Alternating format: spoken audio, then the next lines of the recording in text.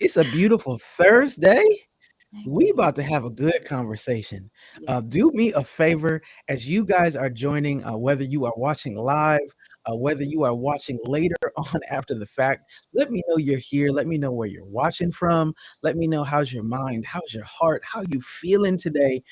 Because today we are on the beginning of a journey and getting to the realest you. Some of you guys know that this is my book release week. I just launched a new book, Your Butt is Too Big.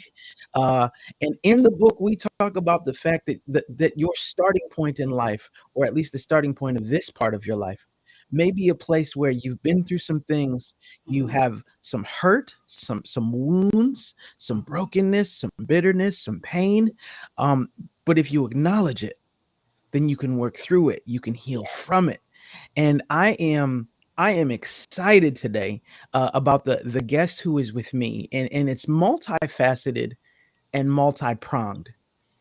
I could start off by telling you that part of the reason that it's beautiful to have her here is because she herself is a Christian counselor. So she's the type of person that helps somebody in their journey. I could say that I'm excited about this because she runs a program for mothers and families who are helping their own families through life. Yes. That's right, multiple nonprofits and multiple companies that she's a part of. I could say that that was it. I could say that's because she's a ministry leader.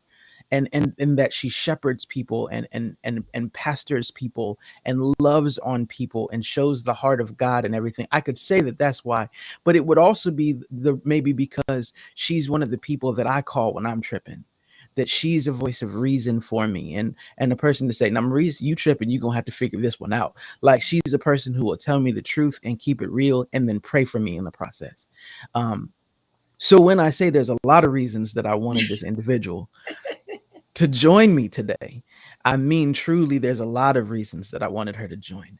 And so the biggest thing that you may need to know her as today, she is this is actually a new business, a new venture in many ways, with much success already. I've been seeing all the testimonials come through. Um, she is the head of Matters of the Heart Christian Counseling Center and Services, and she is a Christian counselor, meaning, and we'll talk about a little bit about what that means today. But Salina Miller, welcome to the show. Oh, Maurice, thank you so much for that amazing introduction. I mean, I am honored to be here. I was honored when you reached out. I mean, I love you, and you are such an inspiration to this community, to this Christian community, to even what you do with counseling and just how you serve and love the people. So, I mean, you need me, I'm there. I love it. I love it. Well, I've needed you a whole lot, and you've needed me a time or two, because here's where I want to start our conversation. Okay. There was a reason that I wanted to bring guests on all week. Shout out to Coach Tam Jackson. Um, she sat down with me and she kind of helped me come up with a game plan for the release of my book. And some people who are listening right now are listening on the podcast after the fact, but some people are watching live. Um, she said, Maurice, what is the ultimate goal of putting your book out?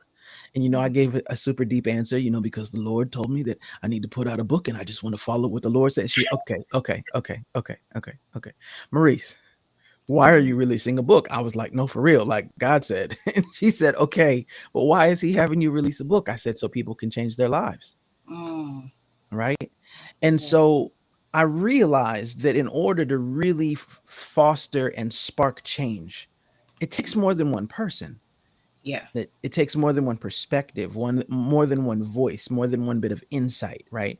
Mhm. That we all bring something different to the table when it comes to change and Yeah. transformation. And Mhm. so there's somebody who's watching today. They're watching or they're listening to this today, and they're in a place in their life where they know they want something more. They know they want something different, but they're not sure how to get there. Hmm.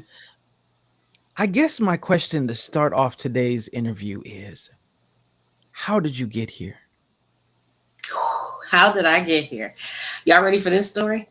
My journey of healing started almost, if not over 10 years ago. And as Maurice said earlier, I do have an organization for parents of individuals with autism and disabilities. And so I can remember it as like yesterday. I was at a comedy show and I started to feel like I couldn't breathe. I couldn't breathe. My heart was felt like it was closing in. I thought that I was having a heart attack. And so immediately I come out of the comedy show and get rushed to the emergency room, and they couldn't find anything wrong. They were like, "What's going on? What is happening with you?" Like, they don't see anything. Like, my heart rate would go, it'll come down. Long story short, from that part is, the nurse came in and she said, "We're not allowed to tell you this, but I think you might want to talk to somebody about panic attacks and anxiety."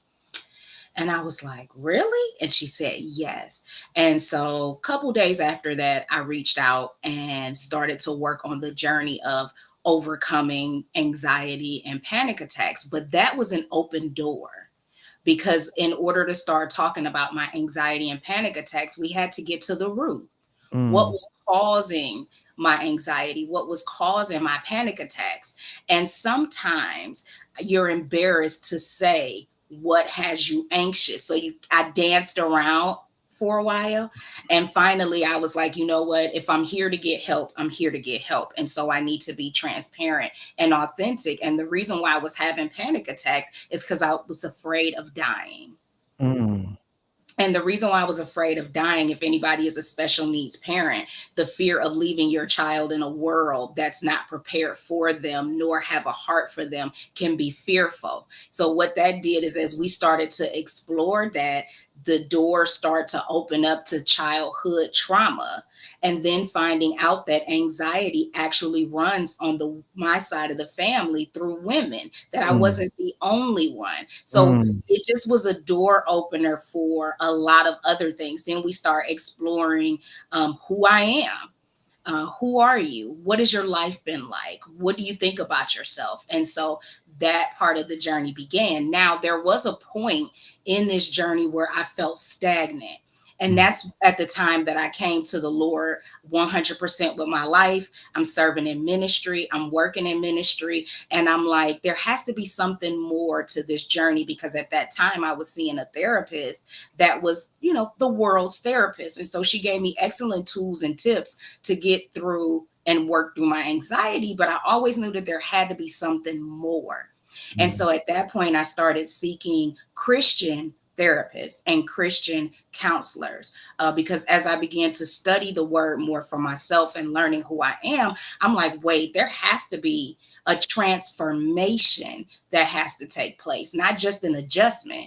And so that's kind of where the journey began of being with a Christian therapist who helped me to see who I am through Christ, through God, mm, and what he says about who I am and the life struggles. So I dealt with rejection, I mm, dealt with abandonment, mhm, shame, guilt, not feeling good enough, the anxiety, the depression. And my therapist at the time, and even now, she walked me through what the Bible said. Truth. The counseling is about speaking the truth of who you are. And then once I was able to say to see that, and that we are literally image bearers of God, then I'm like, oh my God, I have this kind of characteristic. Like, this is me. And the mm, fact that God created us healed and whole. We weren't always broken and fragmented. And so that's kind of where my journey into really digging into Christian counseling and Christian therapists didn't just help me to adjust, it helped me to transform my DNA, who I was and where I came from, through the word. And where the word is truth. God ain't lying to me. I'm fearfully and wonderfully made. come I was on. whole from birth. I wasn't broken. I wasn't rejected. I was grafted into a family of love, of care. Like, that was the transformation and the renewing of my mind, is believing and Mm, trusting that what God says about me is true. And that's where the healing really started to take place. And so I wanted to spread this to others. So Mother to Mother came up, and I wanted to support families in the church. And so we had a support group where we prayed and we loved on each other and we told each other that our kids are fearfully and wonderfully made, that God gave us these beautiful creations. And from there, that was another level of healing. That support group gave me something that gives me something that I need: community and love and genuineness. And look, I'm having a bad day. This is what it is, but God says. Mm, And so that's when we get to talking about like the many facets of how the healing journey was. But I'm still on that journey. I still see a therapist. I still have multiple communities of healing. And so now I just spread and share my testimony and the evidence that God transforms lives, and mm. that we are created, healed, and whole. That is so good. Ooh, you said a whole lot.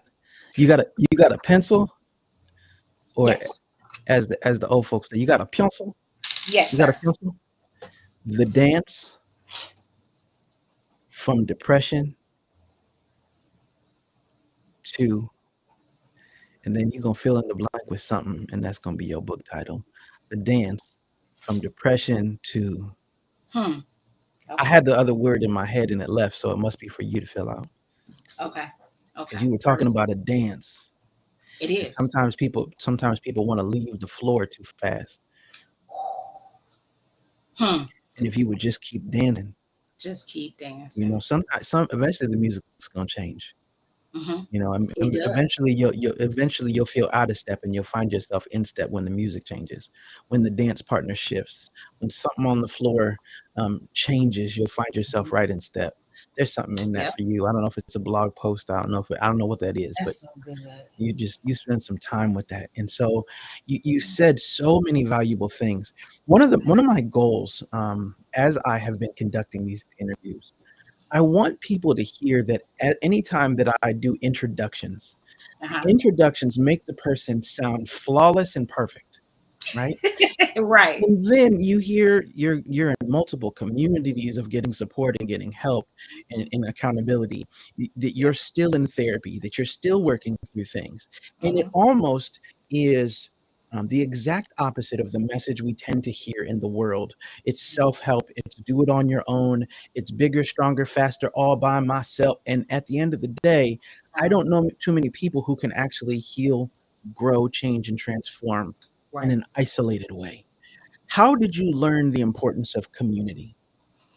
Um, in all honesty, it took time to realize that. And I really didn't realize how important my communities were until I started to do more of the healing work, which was probably in the last 2 years. Because I started to, as you heal, like a lot of the scales come off your eyes, and you're able to go back and realize how each and every part of the communities that I were a part of was a overall wholeness of getting me to my to where I am now. So, for instance, when I talk about my journey with Elijah, I know that I need to be around parents who understand this journey. That's one facet. So, understanding the many parts of your healing journey gets you to understand the type of support you may need to be looking towards. So with Mm, Elijah, there's the support from the parents. Well, also, I lost a child. So my therapist was good,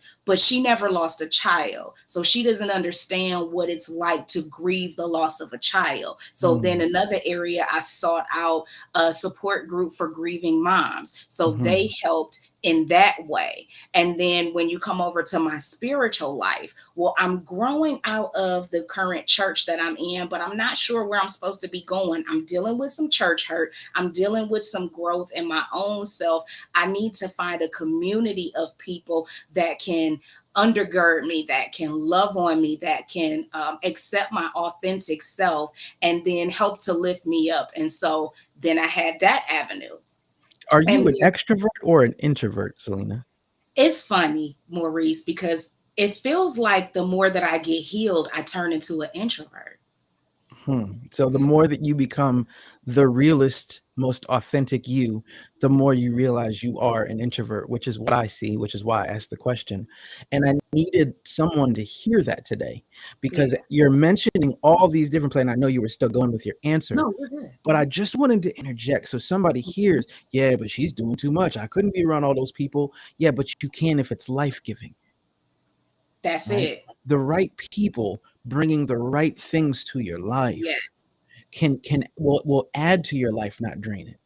Yes, that's that right there. Like before, I would consider myself an extrovert because I was involved in all these activities, and through Mother to Mother, I was hosting all these events, and I'm everywhere. I'm trying to be there for everybody, and it was draining. And let's talk about the reason why I was doing it. Be post pre healing is because I was looking to people please. I was looking for validation. I was Mm, looking to be accepted. I was looking to be loved. But in hindsight, I was draining myself dry trying to be somebody that I wasn't. So the mm, more work that I do, the more I'm comfortable with being, I don't have to go there. I don't have to be a part of that. I don't have to do this. I don't have to do that because I'm no longer seeking validation. I'm no longer looking to please.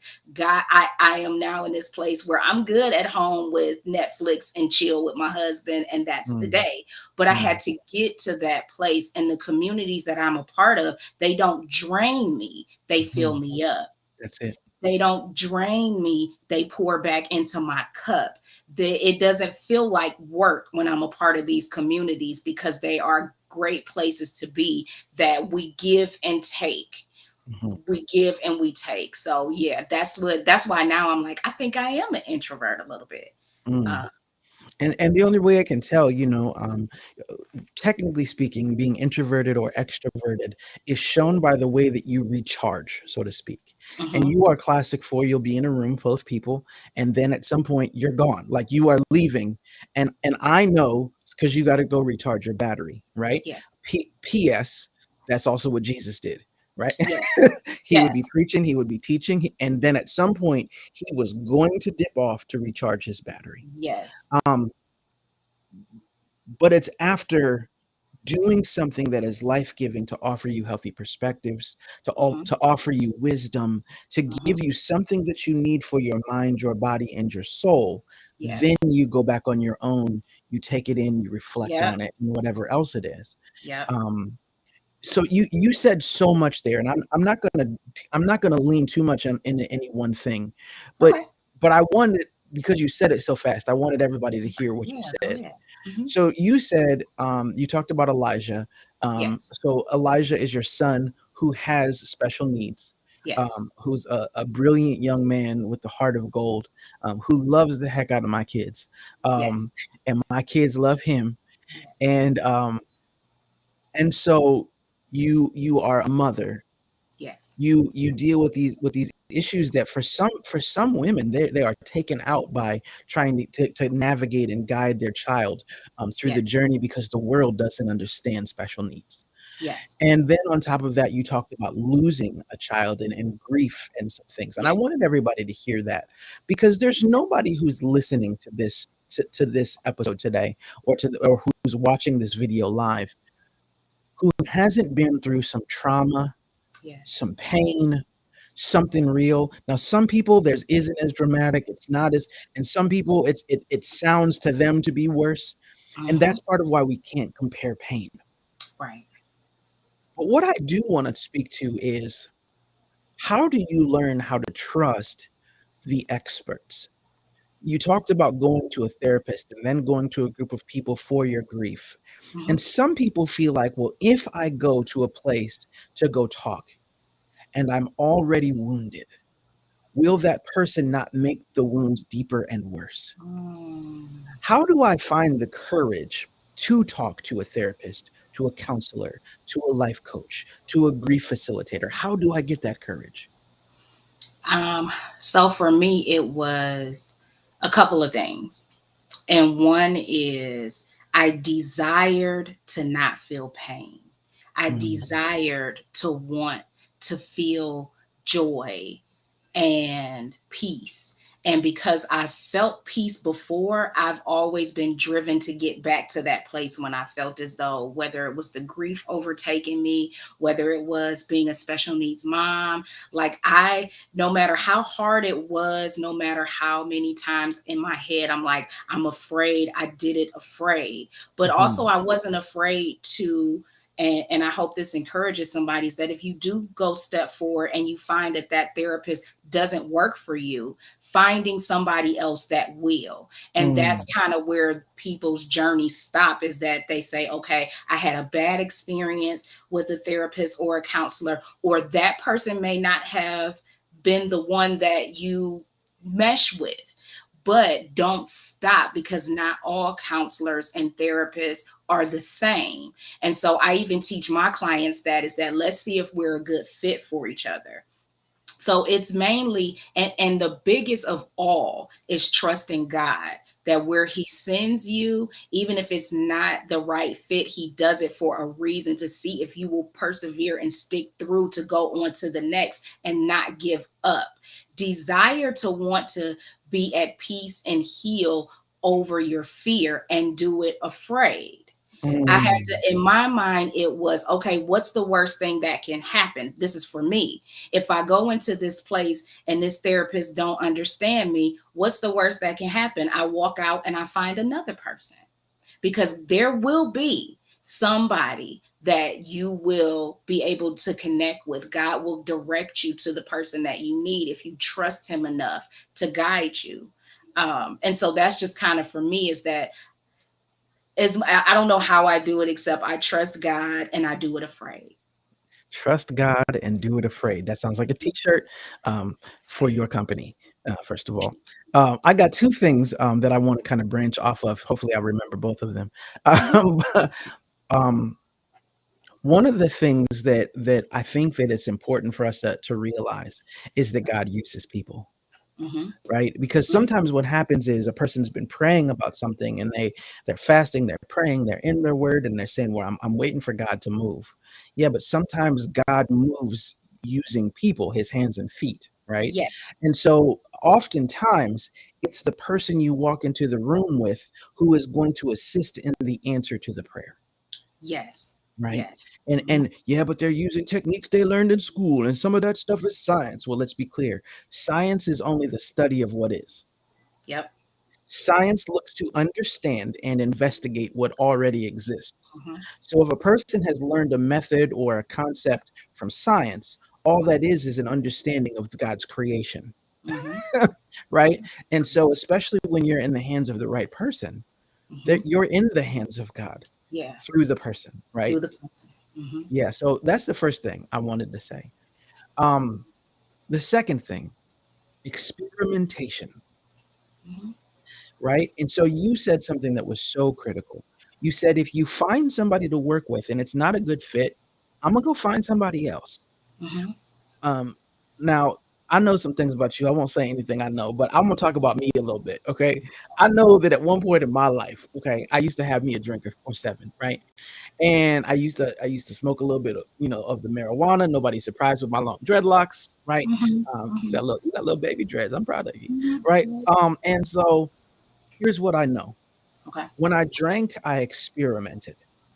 Mhm. I drank whiskey. I wasn't sure how I felt about whiskey. I drank beer. Come on. I drank tequila, Come right? on. And then I realized like tequila has silver and it has gold. Gold is Come spicier, silver is on. a little smoother, right? I Mhm, learned that you need to drink in a specific order, because if you drink in the wrong order, you get sicker faster or sicker come longer. on. Like there was things I needed to understand through experimentation in the journey. Mhm, And if there's mhm. anything I do in life, it's going to take some trial and error. Well, Yes, here's yes. reality. People are willing to do trial and error in the bed, and in the boardroom, Come and on. with their bank account when they're trying to make money, but they're not willing to do trial and error when it comes to helping and fixing their life, That is true. right? If I go to one meeting and the meeting's not good for me, I'm never That's going it. back. If Never I go going to back. one session, I'm never going back. Yeah. How does a person do that part afraid? How do you find the courage to stay in the game and, as James calls it, persevere? How do you build that perseverance of faith? How do you do that?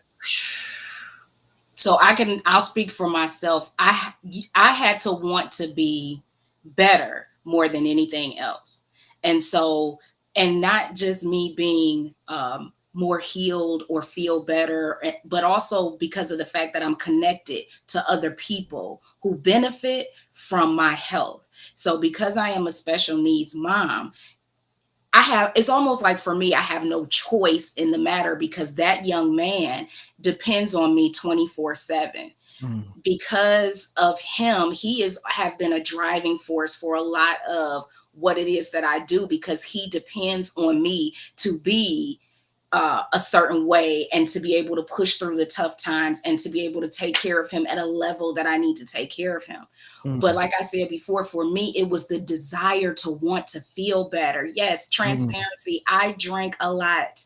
I smoked weed to anesthetize the pain of grief and to mm, deal with my anxiety. And because at some point I didn't want to deal with my past stuff.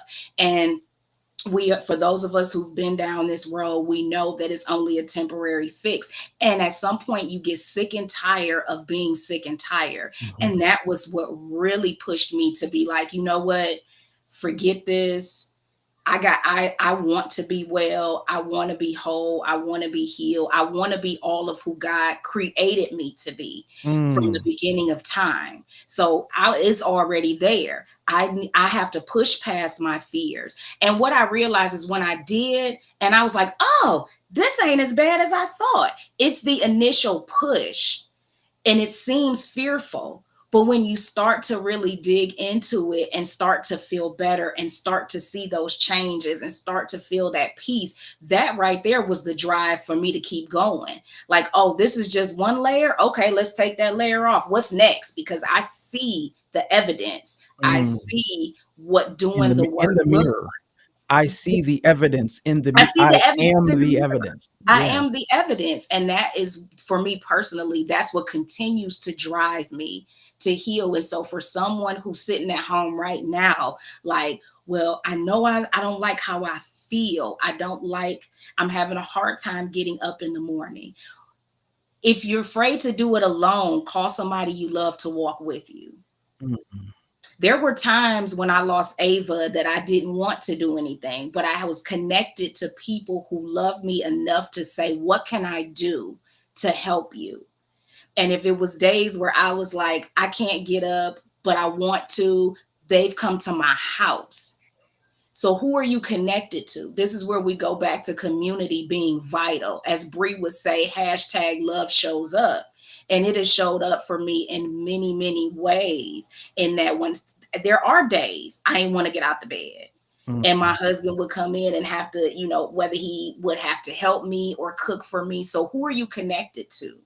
And reach out. Don't be afraid to reach out to your loved ones that you know are safe places to land, that you know are people that you can trust with your emotions, that will be hearts with ears. They're not there to fix you, they're there to hear you, and they're there to give you and help you to get the support you need. Sometimes I had to have somebody to be like, okay, where's the number to your therapist?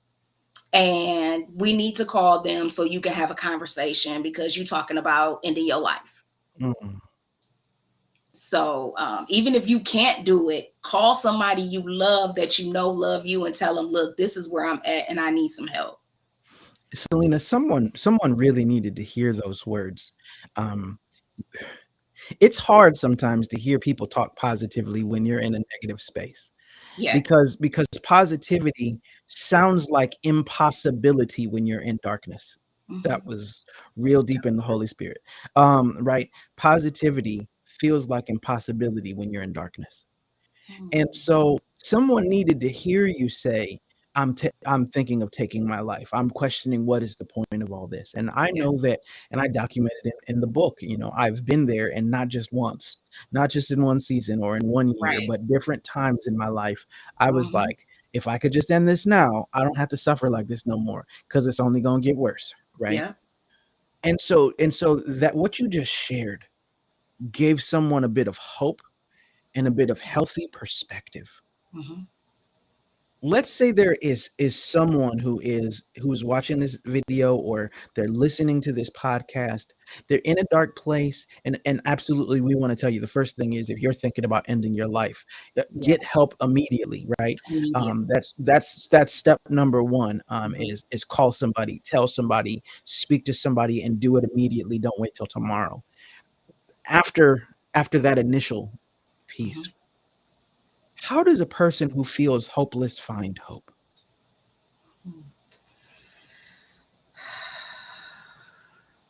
You know how I speak for myself in that I found hope by remembering the God that I serve and say line to remember what he's brought me through. Can you explain what that means? So Selah is like taking a pause. It's to stop for a moment and to reflect over what God has done in your life. So for me, sometimes there are times even right now where I felt like this is a hopeless situation, and God will whisper to me to stop, and he will remind me of all the things that he has brought me through. Mm, And so that is like I can grasp that and say, okay, if he brought me through that, if he brought me through that death, if he brought me through, anxiety, if he brought me through whatever that is, then he will never leave nor forsake me, as his word says. And then I have hope to keep going. So if you're mm, sitting there and you're like, man, I don't see a glimmer of hope, go back in time and remember when God pulled you out of that place. Remember when God healed you from that thing. Remember when God saved you from that. And that can be where your glimmer of hope can begin, because if he brought you through that, he will bring you through this. And that is how I have been riding the wave of healing and hope, is remembering that when Elijah was laying in that hospital bed bleeding out and near death, that he healed him and he sent him home. And so when I think about that, situations like that, when the fact that I'm in my right mind, that I'm even sitting here talking to you about health after I sat there and gave birth to a dead child, where I should be lost in my mind, but I remember the God that I serve. And I mm, also remember that although he took her home, she served a purpose, and that her purpose helped me to walk in purpose. And so that's like the hope. But the short end of this, that is, always remember what God has done for you already, what he's already shown you, the evidence of what he's already done in your life. And then that right there can give you hope to go into or go through the darkness, that mm. glimmer of light, to help you walk through. That is beautiful, and I wanna stay here, 'cause I just love where you're at right now. You said a word, you said "remember." There's somebody listening today or watching on the replay, or, and they're at this place in their life, maybe they just picked up my book and they saw that they could come and check out this pocket. Something that's going on in their life, right? Mm-hmm. And they're saying, "Salina, you're saying remember, but I don't really know that God has really interacted with me. I don't know that God has taken me through something." Hmm. How does a person look back at the past and find it rather than remembering it? Because I know, and I'll start it. I'm gonna give you a push down the hill, right? Okay. Mm-hmm. I was 32, Hmm. bitter, broken, frustrated, and I was convinced. mm, Hmm. I was convinced that there was no getting better moving Hmm. forward. And I was also getting better that, why would God ever show up for me in the future? He never showed up for me before. And I remember, and I had a moment, and I talk about it in Your Butt Is Too Big, early on in the book, that I had a moment where I heard the voice of God so clearly that it shook me out of a slumber. It Yeah. rocked me in a way that I could never unsee and unhear. I then had to start looking back at life Mm-hmm. and saying, "Well, if you were here with me in this car when I was thinking about driving the car off the road and killing Hmm. myself, if you were here on this day to save me, have you ever saved me before?" And the more that I looked, the more moments that I saw. Mm-hmm. How Mm-hmm. does a person find that God did it in order to remember? So this may sound simple. You're sitting here today.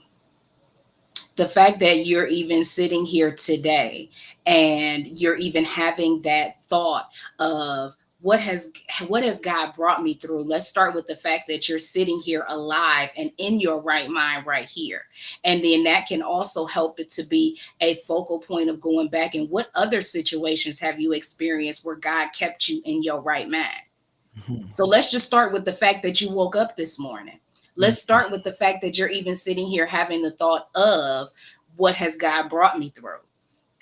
And then go, like you say, and then go back to other times where you may have had other situations that have put you in this place, and where did God bring you back from? So I think it may sound simple, but just start with the fact that you woke up this morning Mhm. when Mhm. he didn't even have to wake you up. That's it. And how many times before has he woke you up? And that can also be a catalyst of remembering other things. So like you say, so if you woke me up today and you woke me up yesterday, well, what was some of the let me remember some of the other stuff that you brought me through. Mm. The fact that my car broke down that one day and I didn't know how I was going to get to work, and then all of a sudden my friend come and pick me up. I mean, once you start remembering one thing or even focusing on where you are right at this moment, you Mhm. then just and praising him like, Lord, thank you for waking me up, thank you for what you brought me through. For some reason, when I get to praising him, it starts to remind me of all the other things that he has brought me through to this Mm. point. Mm. That's so good. And I think I feel like it's just something about what I'm meant to do in this journey of life, that Mhm. anytime I hear people say, the things that they turn to, the things that they lean on, the things that they depend on to get to their health, their sanity, their Mhm. sanctification, um, it is always so clear to me that sometimes we need to see what you're already looking at more clearly defined. That I'm looking at myself in the mirror every day, but I've never really known what I was looking at. That's People say all these things, in church, and you can even read these concepts in scripture, but the reality is the people who were living with God in the scriptures didn't really know what was going on. mm-mm, Right? We have mm-mm. an advantage. They're going through life and they're hearing a voice and they're like, "What's happening? Where are you telling me to go? What are you telling me to do? How am I supposed to do that? And when am I going to get there?" And the journey Mhm. is where all of those things are revealed. And so it is when you said sometimes I have to just praise him that I woke up. Well, what does it mean to praise? Well, I could give you the definition that, it's adoration of God and it is the recognition Yes. of God. And Yes. it's, but I could also say, simply taking it to the bare bones of, do you know anybody who didn't wake up? Ooh, Is there grief in your heart that yeah. you can shift to gratitude? They don't get breath anymore, but for some reason, God said yes to God my said breath today, yes. Mhm. right? I, I, when I begin to think about where I've been and who Hmm. I've been around, and who some of the best ones that I've been around aren't here on earth today. Yeah. I understand what a blessing it is that I'm here. And Yeah. it makes me want to make this day count today, Yep. right? And so it's about taking things to the bare bones. Yeah, Yep. but I don't know if I hear God or not. Okay. Well, you can hear God in this conversation. Is it speaking to you? Is it tugging on your heart? There's Yeah. God. There's God. How do you know it's God? Because your heart wouldn't be involved. Mm, And that's that's where I wanna shift things. that's good. Your ministry is called Matters of the Heart. It is Mhm. not called Matters of the Mind. We know that we all have mental issues when we get Mhm. stressed, when we get in turmoil, when we feel depressed. Your Mhm. mind will feel like it's attacking you, and it's a real thing. But Mhm. I've learned as a counselor, as a life coach, and as a human, as a father, as a husband, as a person in ministry, I've learned you cannot fix everything with cognitive skills. Mm-mm. That the real problems that you have, you must acknowledge the matters of the heart. Could Mhm. you address that? So it's so crazy, or so funny how I came, well, God had given me matters of the heart. He began to tell me that, like you say, it's okay to deal with and think from the cognitive place. However, we think our thoughts and we feel our feelings from the heart. Mm, Back in Hebrew time, they didn't talk about the mind. Back in the beginning of time, and where Moses, and back in Moses' time in Deuteronomy, they didn't talk about the mind. They talked about the heart. They looked at the heart as the seat of the mind. It's where we feel feelings, it's where we think thoughts, it's where we make decisions. Just think about it. If you ain't got the heart for the person, you're not going to move forward to do it. Even though your mind may be telling you, yeah, this is what I need to be doing. If your heart's not in it, mm, you won't do it. mhm, So the heart is actually where we make decisions. It's where we go forward to do different things. And so he started to show me that there are wonderful teachings out here. People are out here pouring out their blood, sweat, and tears, and people are adjusting, but people are not transforming. And they're finding themselves in cycles of the same thing over and over. It may, the adjustment may last for a year, some maybe even 5 years, but then they find that one thing keeps coming back around and they don't understand why, because they didn't deal with their heart. They may have adjusted their mind to whatever steps they follow. Well, I'm going to follow step one. And every day I'm going to read step one and I'm going to follow it. But your heart still has the root there because the root hasn't been pulled up. So if you still looking at yourself in shame and guilt for something that you didn't do as a child, but you're feeling guilty for, it's still going to be there. What mhm, you're just doing is you're adjusting yourself to fit a certain perspective or whatever it is that you think is the way you should walk, but you haven't really identified what the root of the reason why you keep going back to that cycle. mm, And so he started to show me that, and I can remember it. I was working with the wonderful women in Wife Power, and I did a live video, and I'm like, "Look, y'all, God said we got to start dealing with the matters of the heart. That these wives gonna keep bumping their heads into the same obstacles because they're not uprooting and getting to the bare bones or the root of why they may be impatient with their husband, or why they don't want to surrender to their spouse. Like, we got to start getting to the root, and that's kind of where it started. So when I work with some of my clients, we usually say, okay, tell me about your childhood. Usually when you say that I'm coming to you because I want to deal with my fear or my anxiety or my rejection, God has shown me to go back to the beginning. mhm, Everything is about the beginning. And usually 10 minutes into the conversation of them telling me their childhood, how they was raised, their mama and their grandmother, I can already spot where it came from. mhm, And so with that, we began to say, okay, speak the truth. Christian counseling is about truth, God's word, and what God says about your situation and who you are. We start to speak truth and begin to dig into, well, what made you feel this way? And this is the truth about what that is. mm, Um, and so that's kind of the start of how Matters of the Heart began, is because God was showing me is that people have to start dealing with their heart. We everything goes there first, and we have to start uprooting that stuff so that, one, you begin to see clearer. You begin, the rock around your heart will begin to break. It will begin to pump blood, and you'll be able to walk in a much healthier way. mm. I just loved all of that answer so much.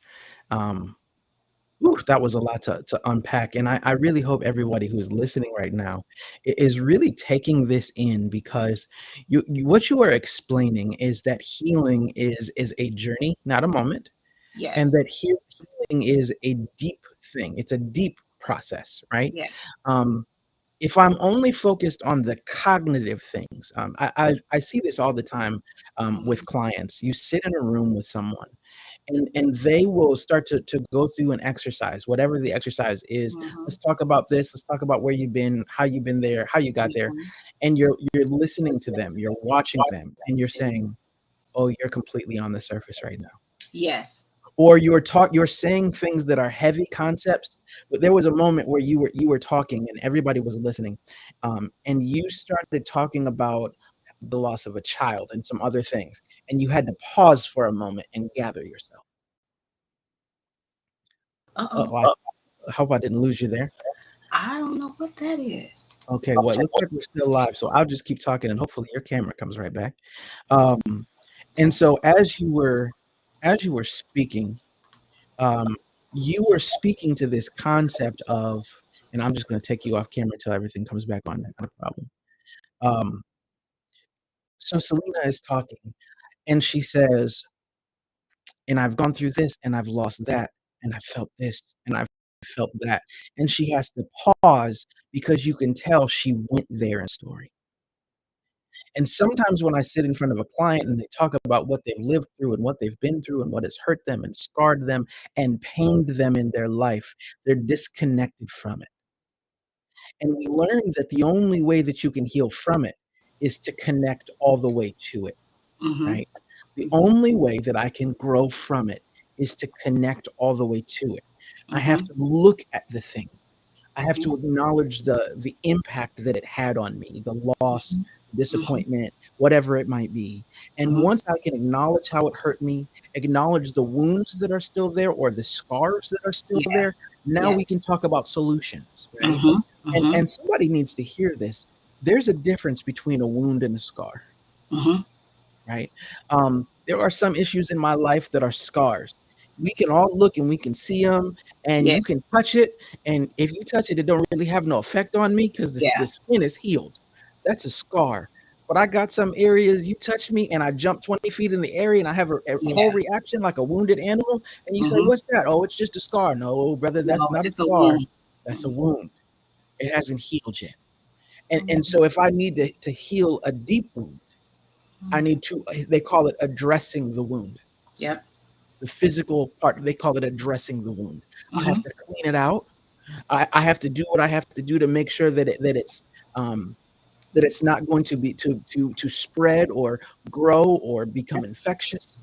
And then I have to find a way to seal it up after Mm-hmm. cleaning it up. Yep. If it was a physical wound, well, emotions are the same. Mm-hmm. We need to know, are we dealing with wounds? Are we dealing with scars? And then, and if you can't figure this out, I don't know about you. If you get real injured, you probably can't touch it all by yourself to heal it and clean it out. That's true. That's why I need a community. That's why I Mm-hmm. need a therapist, a Mm-hmm. counselor, a coach. That's why I need that, because Yep. I can't always address the deep wounds alone. In fact, I No, almost never can alone. never. I agree with that 100%. And again, I guess for me, it's always been trial and error. I've tried the self helps. I've tried the self help books. I've tried the self help courses. And again, it only gets surface level and it's only adjusting. It's never getting to the root. And so I remember, I think Bree said, I'm guilty of doing surface level work. I was too.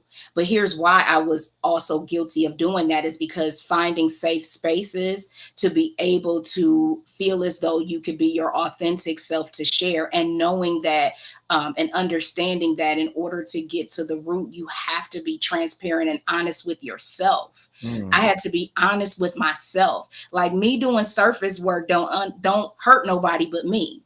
mm. It don't hurt nobody else. I'm just wasting my time if I'm just going to show up to this place and only give you the bare bones when for me personally, I know that there's some deep rooted stuff there. Can And I be honest? mhm, I think it does hurt more than just you, right? Because we've both been there, and we know people who have been there. And if I only deal with the problems on the surface, it's going to come out in other ways and affect other it people, will. right? Hmm. Because my reactions are off, my actions are off and questionable. Hmm. Like something is going to be off in me if Hmm. I'm not dealing with the deep stuff. Yeah. And so it only affects me in the moment Hmm. when I refuse to go there. But Yes. if I never go there, it ends up affecting everyone around Everybody me. around you. Because even if I'm trying to be the best mom I can be, the best dad I can be, the best entrepreneur, I don't care what it Hmm. is, the best pastor, even if I'm doing the best I can, the best will never be good enough if I'm all the way unhealthy because I'm bleeding Hmm. on people. Hmm. Hmm.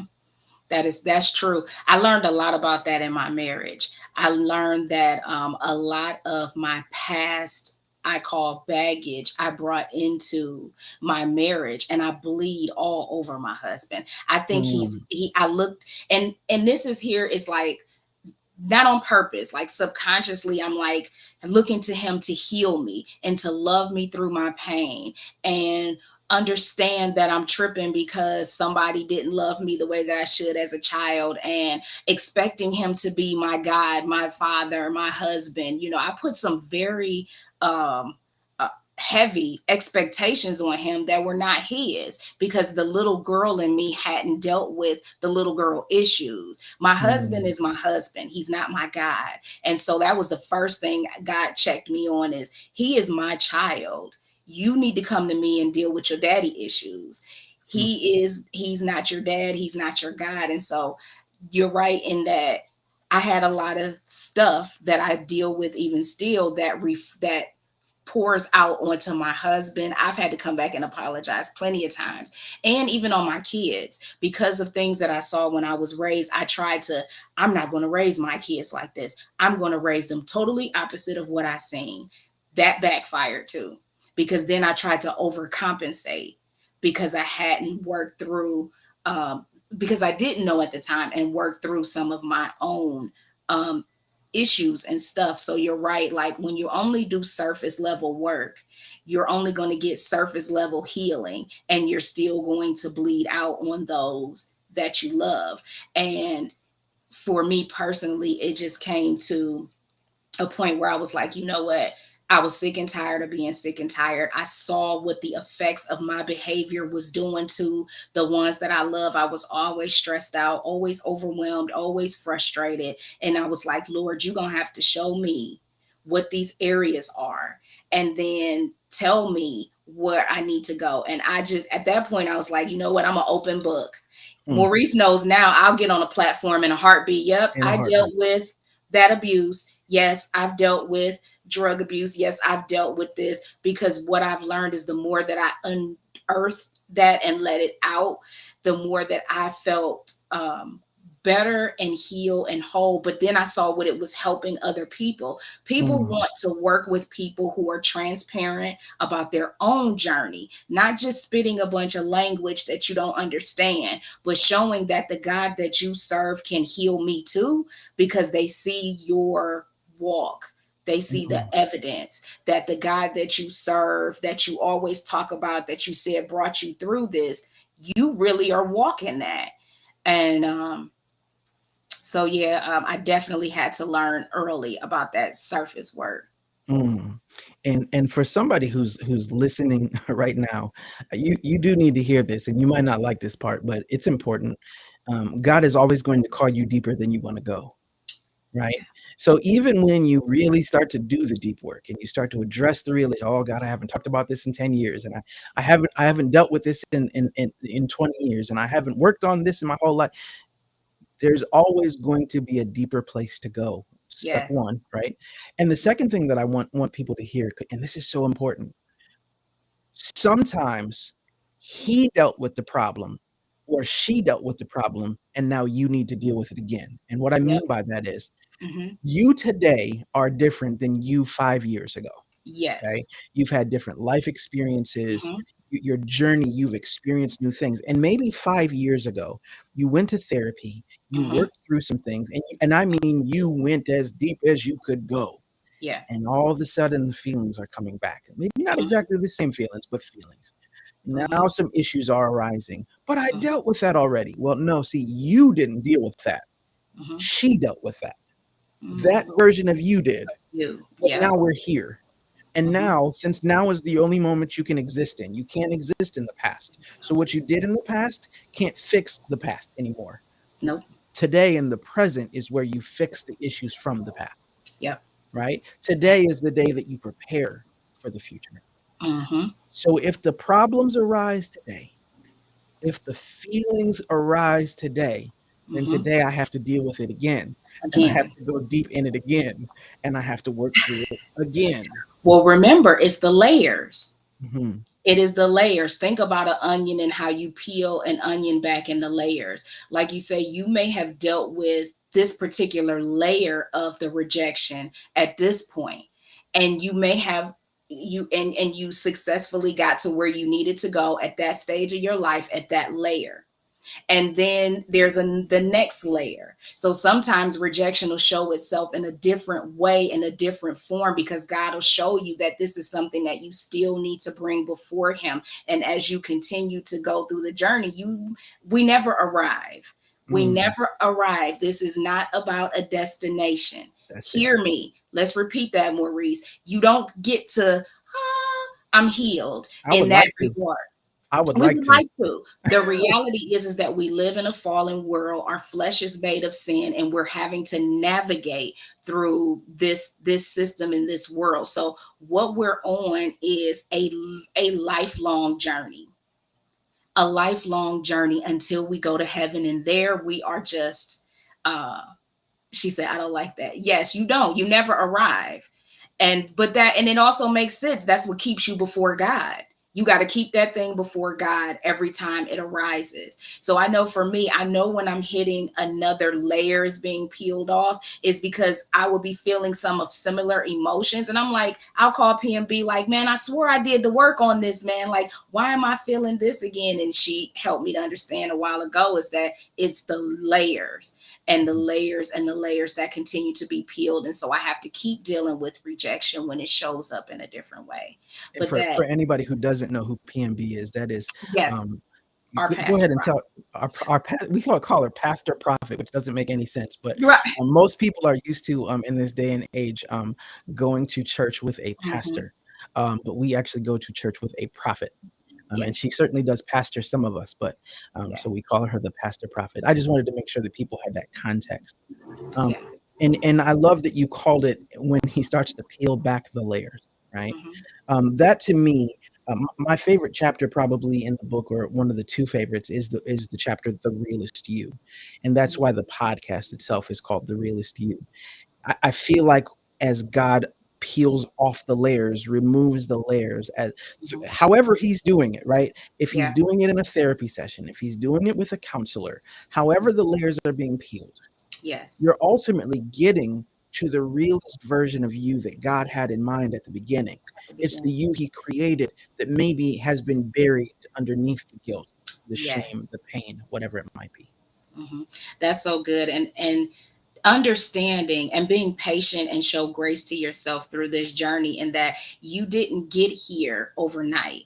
You didn't get to this place where you wake up and say, you know what, I'm ready to do the work. I'm ready to begin the journey, and think that in one or two sessions everything is going to be peaches and roses. There are layers and layers of yourself that have to be peeled back, starting for me, starting going back from my childhood. What was I exposed to? What was the environment I was in? How did my family show me and teach me things, or love me or not love me? I mean, it's layers upon layers. And like Maurice said, these type of deep uprooting type of things, you cannot do them alone. Mm, You have to have some sort of community, some sort of counselor, somebody to walk with you. I think the best way I can describe myself as a counselor is I'm just here to help point the flashlight.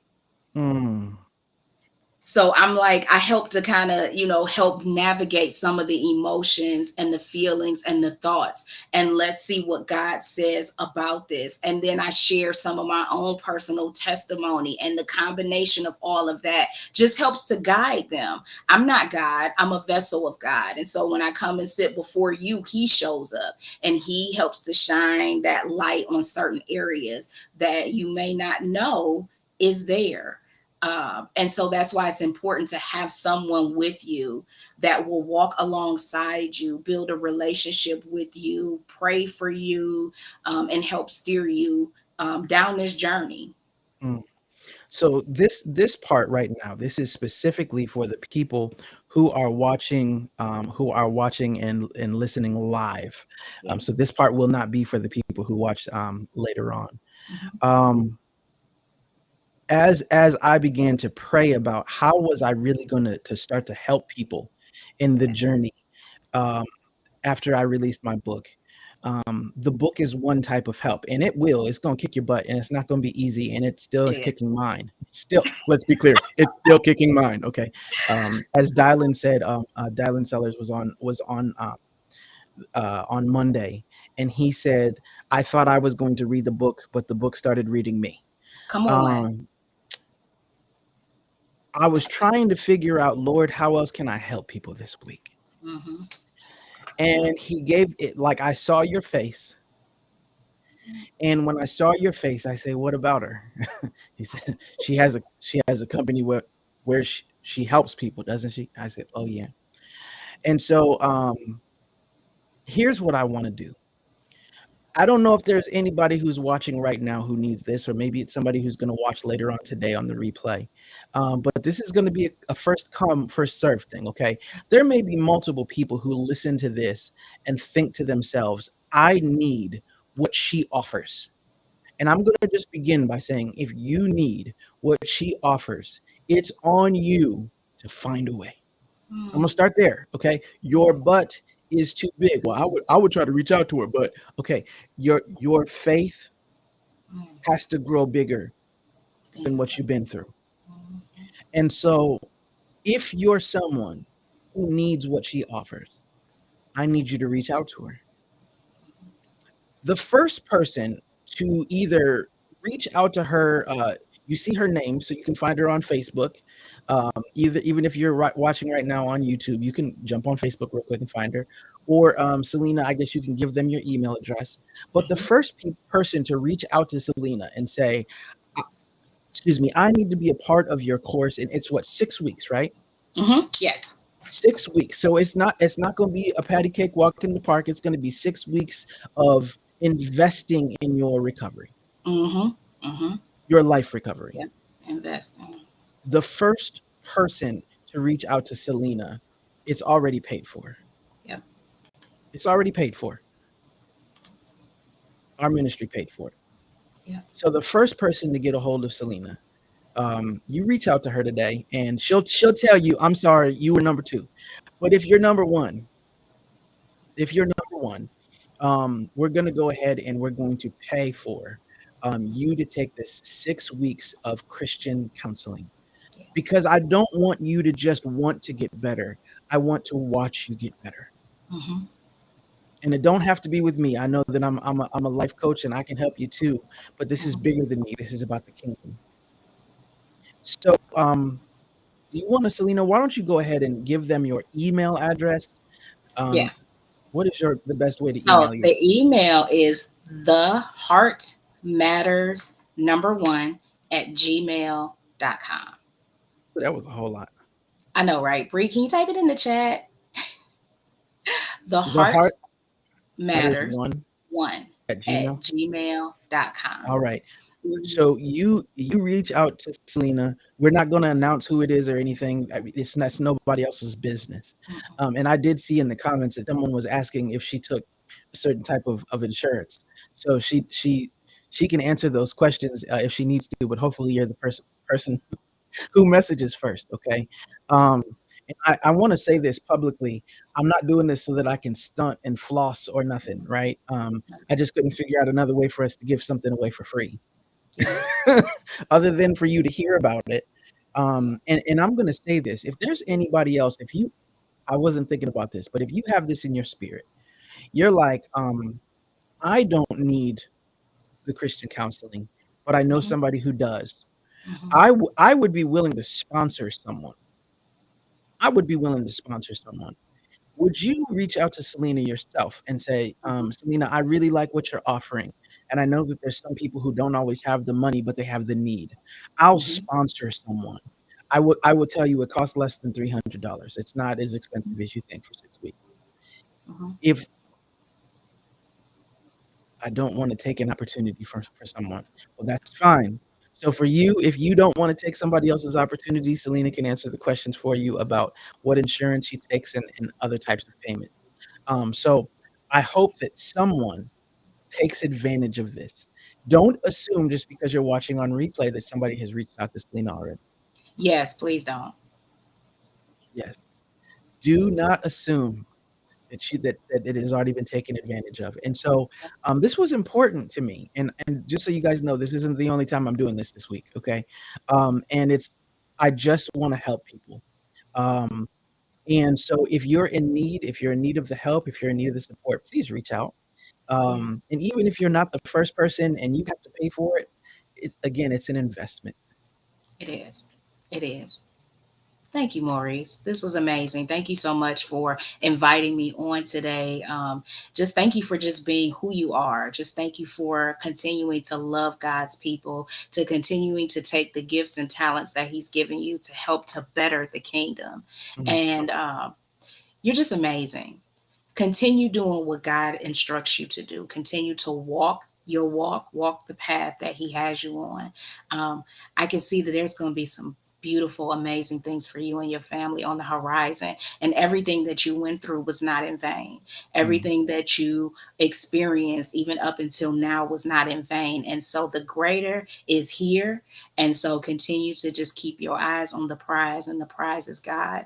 And He's going to continue to open up a window and pour out a blessing all over you and your family. mm. Thank you for allowing me to come on just to share my story. You are so welcome. And I just want to tell you that watching you grow continues to give me the courage to grow.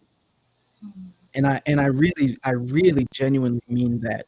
Um, I remember, I know we're already a little over an hour, so I am about to wrap up, but um, I remember it was about 2014, 2015, and I Mm-hmm. remember sitting in a therapist's office, and I was in a bad place, and I told the person, I said, when I go to work every day, and at that point I was selling insurance, and I said, when I go to work, people are always asking me for advice, and they're they're always Mm-hmm. asking me for feedback, and the person said, "Well, what do you get out of that?" And I said, "Nothing."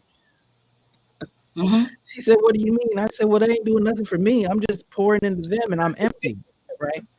And Yes. so and so 2 of the greatest changes in my life, in my change of perspective.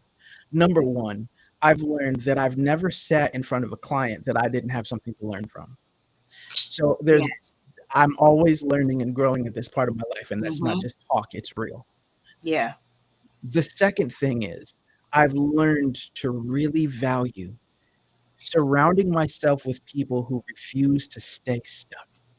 Yes. Salina, you refuse to stay stuck. And if Mm-hmm. you hadn't continued to refuse to stay stuck, I don't know that I would have always had the courage to refuse to stay stuck. And there's a lot of people who look to me, and when I look to them, I only feel the pressure of them watching. But when I look to you, I sense the courage to persevere. And so I can't say that about everybody, but I promise you I can say that about you. And I just want to publicly say thank you for letting me witness your journey. You're not just talking this thing, you're walking this thing. And it's brilliant and beautiful and only something that God could do. And so I just love to see it. Thank you. I Mhm. love you, man. I love you too. And I hope for everybody, whether today you have watched, whether you have listened, I hope that you gained something valuable. Don't hesitate to ask questions in the chat. We are more than willing to jump in and help in any way we can. Even if Mm-hmm. you say, pray for me that I find the right community, or pray for me Yeah. that I find the right therapist. If you need Mm-hmm. prayer, if you need anything, that's what I'm here for. That's what we're here Yes. for. Yes. Um, and I just want to say, find the courage to invest in yourself some type of a way. Yeah. If it's joining Salina, if you want to talk to me about coaching, if you want to read my book, look. I gotta put it on the camera. Come At on, least put the book once. up here. Put it on At least, camera. at least. Woo! I can't wait to get mine. Look, I only got the printouts of what he gave me, and I've been highlighting my printouts, but Mm, I'm waiting for the whole book. Community is vital, y'all. I don't know mm, how much we can express that. You are not alone. There are communities that are out here to support you, to walk with you, to love shows up. They're mm, here. So if you need help with that, like he said, we're here. We can help to steer you, to guide you, to get you what you need as far as resources. Like, you are not by yourself on this journey. You don't have to be. mhm, Now, here's one thing I always say to people. I say this to the moms in our group. The community is here. What you gonna do? Because Mm, people say they look for something, they say they looking for a place to heal, they say they're looking for their tribe, they say they're looking for it, but that's all they do is they say. So at some point you're gonna have to get up and reach out. Trust me, the hand is gonna reach back to you. that's so good. Trust the process. That's what I just heard you Trust the say. process. Sometimes you just have to trust the process. Mm-hmm. Well, I hope that this interview today helped you to get some perspective, um, helped to improve your perception of your life, so that you can unpack the weight of your past and get to the realest and healthiest you. What do you suggest? We got a question. What do you suggest for people who feel like they are in a community but not accepted by the community? I can start that answer and you can jump Yeah. in. Okay. Um, I would say that God places people in different arenas for different reasons. Mm-hmm. And That's what I was. sometimes the way that people take you in is everything that you need to grow up. Mm-hmm. And sometimes the way that you feel resistance is everything that you need for you to grow up, To grow up. right? And so if you you know what? I'm gonna say this out loud. I was talking to Salina about 2 months ago, and she said, "Brother, let me tell you something." She said, "Sometimes you be in the right situation and in the right room looking at the wrong thing." She says, "And you just have to be able to look at the whole picture because I'm human just like everybody else. If it's Mm-hmm. your situation, I can usually see it clearly. If it's my situation, I can get caught up." She said, "Are you looking at the right thing?" Mm-hmm. And I told her that was a pivot moment for me because I said, I literally prayed, Lord, what am I supposed to be looking at and looking for? Mm-hmm. When you begin to look for the truth, you find it. So perhaps you're in a community that doesn't quite accept you because it's time for you to go. And maybe they don't accept you because God is making you uncomfortable so that you move and Mm-hmm. shift. But you also might be in a community that doesn't seem to accept you because God is trying to grow something within you in that space. That's so good. And only God can give you that answer. So sometimes that's going to take some prayer, and Mm-hmm. then look for the answers to the prayers after you ask it. What do you have anything you want to add to that? No, man, that was perfect. The only thing I'm gonna say is I usually when I talk to clients and they say the word feel like, but that feel like may not necessarily be the facts or the truth. It's about the expectation that you may have after as to what you think you're supposed to get from the group. So, like, I think Maurice and I have talked about this before, and I talk to others. Sometimes when you're in these places and spaces where you have an expectation of what you're supposed to get out of it, or that you might want to first evaluate that. So, what am I think that this group is supposed to give to me? But at the same time saying to God, Lord, what do you want me to get from this group? And why do I feel this way? What's the root? What's the root? There's a root why you feel like you're not being accepted because of an expectation that you may have. As And I'll say this: it might be right. They might not accept Yeah, you, and they that might may not. be the will of God. Yeah, we don't want to go over that. We don't want to go over the fact that that may actually be the case. Mhm. We don't want to be too deep. But just the fact of, I think Maurice hit it on the head as far as, sometimes God will make you uncomfortable. I've definitely been there. Well, he'll make you uncomfortable because he's trying to grow you in that space. For me, even with my own organization, Mother to Mother, I found my identity in a space and he started to kind of strip that away from me. So now he don't let me get comfortable in any space because of um, the fact of him growing me up in certain areas. Mhm. I think that you know what, yesterday's guest, Olivia, said something to me one time, and maybe you need to hear this too, Mo, who's the person who asked for anybody who can't see. Um, One day I was talking to her and I was talking about how I was getting into, this new facet of my life, and I said, "I just can't tell who's riding for me and who's not." And Olivia said, "Well, are you riding for yourself?" Ooh. Shut down the whole conversation. "Okay, I'll talk to you later. Have a good day." Click, right? She Yes. said, "Are you writing for yourself?" So here's the question I would ask you.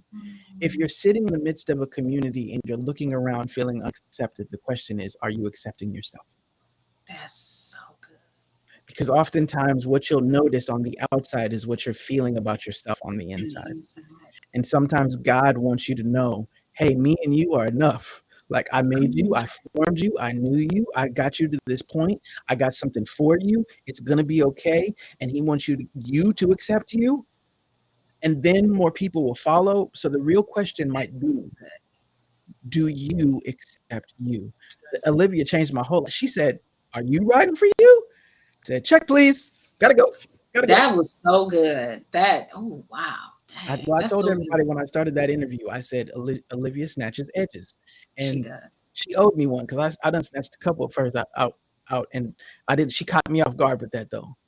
You know She's what I good for mean? catching you off She guard. she really caught me off guard, and I didn't feel that at all. Like I felt some type of way. Somebody let her know that I talked about it like a dog on here. But so yes, I hope you guys got something out of this. Would you do me a favor? If you were blessed by this, would you please let somebody know to come back and watch this? Would you tag somebody right now? Would you share this? If you're in my private Facebook community, is there somebody who needs to be in this community? I'm going to be trying to do one of these a week. So this week I'm bombarding you guys. But after this, I want to do every Monday. I want to do a motivation Monday with Maurice. And so, um, Yes. would you tell a friend about the community? Would you tell, Yes. maybe you're not outside of the community and you're watching this video? Would you share the video? Would you tag somebody? If you're watching on YouTube, would you share it? Would you like it? Would you just do everything you can so that we can keep Please, this y'all. thing spreading? Because I just want to help people. I just really want to help people. And That's all however we I can want help to do, you, y'all. that's That's it. all we want to do. We just want to help people. That's it. We just love the people. And we just Mm. want to help the people. Just helping the people. Just That's helping the people. beautiful. So I if love you if you are a person, I don't know if she got her email yet. So I'm just saying, if you felt like this whole interview, man, do I need a counselor, and maybe I need a counselor. And we're not hating on regular therapists at all, right? But if you are like, man, I feel like I need somebody to counsel me from a Christian right, right. perspective and to point out what God says in Scripture and all those things, and everything Selena's been saying to you, you related to. Would you please send her an email and say, I'm interested? And again, the first person to reach out to her via email, it is already paid for, so you don't have to pay for anything. And prayerfully someday we can do this again, and I can I can pay for We somebody will else. Yes, amen. When the Lord says, when the Lord um, says. YouTube. What's the YouTube link? Uh, I don't have the specific link, but it looks like Bree just pasted it because Bree Thank is you, Bree. Bree. Bree is awesome. So thank you, Bree, for doing what you do. Um, all right, y'all. I think that's it. You feel good I about that, think that's Salina? it. I feel great about it. I hope you feel good about it. I feel great about it. I feel Good. great about it. Well, everybody, thank you so much for joining. Have you picked up your copy of Your Butt Is Too Big yet? I promise you it will not be a waste of your money. I promise you it won't be a waste of your money. Oh no, You know it's what? not. I'm going to say this because I feel like I have to say this because Say it. I never said this out loud before. When I put out my first book, people had to convince me to charge more money because I was going to sell it for like $1, right? I was like, I think I'll just sell it for 99 cents. And people were like, Maurice, like, could you please charge something for this book? I was like, okay, $4.99.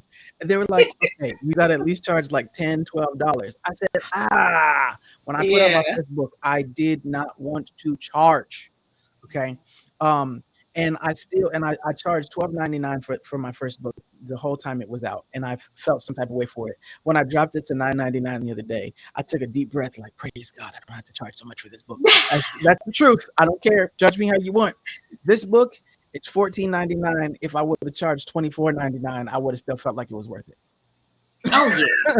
I Oh would have yes. still felt like it was worth it if I would have charged $24.99, but I charged $14.99. And just so you guys know, in the next week there is a prayer journal coming out. There's also a workbook that'll come in about a month. So there's more things. I just dropped the book first to hopefully Yes. be help for you that is on the way. So it is $14.99 to answer the question of the person who asked. It's $14.99, but I promise you this is not a waste. And if I don't know No. how many of you heard what Dylan said at the beginning of the week, but I'll just repeat it. This is not like I'm gonna pick it up and read the whole book in a day. You're not gonna want to do that. This is not that book. This is you might have to read a couple chapters and then put the book away for a little bit and work through some stuff and come back to the book. And that's okay. Mhm. So my first book had me feeling like that. Yes, you understand that, Mine did too. right? Did too. But what we're learning about is our own value. So this is a Yes, process, and so it anybody who's is. writing now know that it's a journey. But there's also something to be said for um, my first book was just inspiration, and I didn't see it coming, and I didn't. This book Mhm. took me 4 years, so I know that the blood, sweat, and tears, and the lessons Yeah, that went into it. And yeah. this isn't all the words I wrote; it's just the one that made it to the final version. I think I did 5 versions of this book. Before I got to the end. Lord have mercy. And I gave up about 17 times. I'm not doing this book no more, God. Find somebody else to write the book. I'm not doing it. All right. Um, That's exciting. Maurice knows I've been writing, so I ain't gonna tell y'all my title yet, but we don't need your I'm title. excited about We just need the goodness when it's done. the goodness. All right, Yeah. I'll tell you the title though. It's called On the Other Side. Come on. Come on. You heard it here first. I wish I had a buzzer or something. Beep, I need to beep, bing, beep. bing, bing, bing, bing, bing, bing, bing, on the other side. Woo, that's good. That's good. Shout out Ooh, to Prophet Maria who helped me with that months ago. We were of course talking you about did. it. Of course Of you did. course you did. Like, Of of course course you you did. did. So Oh, that's yes, on good. the other side. So please be on the lookout. You guys heard all the wisdom. You heard all the amazing things that were said today, and just know that she has so much more to share. So whether it's through a book, whether it is, you have a podcast too, right? What's the name of your Yes. podcast? Speak Your Truth with Salina Miller. I've been Oh, waiting. did you read I kept forgetting that I wanted to argue with you. Did you read the part of the book where I talked about how much I hate Live Your Truth? Yes. uh, What? I mean, we have to live our truth. We have to live right. our truth. Well, but see, the way you teach it is the way I teach it. So Yes. it's acceptable to me, right? Okay. Um, look, here's one of the controversial things in my book. One of the controversial things in my book. I talked about how much I hate Live Your Truth, and this is all I meant by it. Somebody probably needs to hear this right now. Yeah. Your truth must be rooted in the truth. So when Yes. you jumped on this interview, you said, well, part of what I do is I make sure people get to the truth. And then you were like, I sit and I have a flashlight and I show people the truth. So you were talking about the truth, and Mhm. then you empowered people to live their truth. Very So true. after they've interacted with the truth, they're looking at life from their own lens, from their own perspective. And now I can acknowledge the version of the truth that I can see. Yeah. If my truth is a lie, then it's not actually truth, Truth. right? And so if the way that you've been looking at life has come from a distorted lens, in other words, you ain't been healthy for a while, you ain't been in a good place for a while, and it's got you just always bitter, always skeptical, always in a dark place. You're never you kind of know deep down you're not seeing things clearly, or you're not seeing the whole picture and you don't want to, then your truth is not truth. It's a lie, Mm, it's deception. So it's important to me that, yes, absolutely, live your truth after you're fully exposed to the truth. to the truth. To the truth. That's it. That's it. Did I say it? Did Right, I make right. anybody mad? I was hoping I did. I ruffle any feathers? Anybody? No, I'm not. And look, they look like yeah. Okay, let somebody watch it Well, on the replay. If they make it yeah, this far, it's the longest one we've done. So hopefully somebody watches it, so I made them mad. If not, they'll be mad and cuss me out as they read that's the book. fine. Yeah, that's fine. All right, that's it. We're gonna That's be it. out of here. Hey, we did this kind of like the gathering space. This is like TGS style, an hour and a half long. I Um, know, right? But it you didn't know, even feel like that though. it never does. That's how Never it always does. makes it an hour and a Right. half. I done been on a camera for 2 hours before, and I said, "Oh, my bad." So all right, I love it. I love y'all. I appreciate you, and Salina, I appreciate you for coming and joining us. Um, I don't got nothing else to say. Yes, it's my second closing, but this is also the final closing. Y'all have a good Yes. day.